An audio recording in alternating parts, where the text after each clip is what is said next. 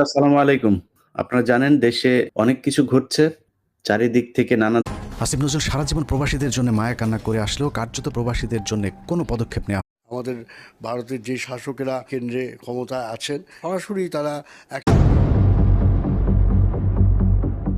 Syria যখন সন্ত্রাসী আমি বিধবা, আমার আমার আমার কি বিধবা হওয়ার বয়স হয়েছে বলেন?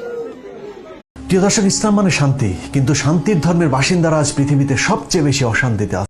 मोदी से जब से तरक्की हो रही है ना। अरे मोदी बहुत हरामी चोर है, हरामी मोदी।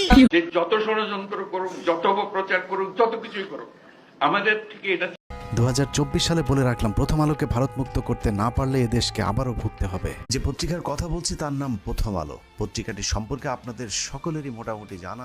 প্রিয় দর্শক, কেন এমন হলো? কেন মুসলমান আর খায়? কেন মুসলমান না খেয়ে মারা যায়? মাত্র 317 যাত্রা করে, তাহলে এই জাতি আর কখনোই গন্তব্যে পৌঁছতে পারবে না।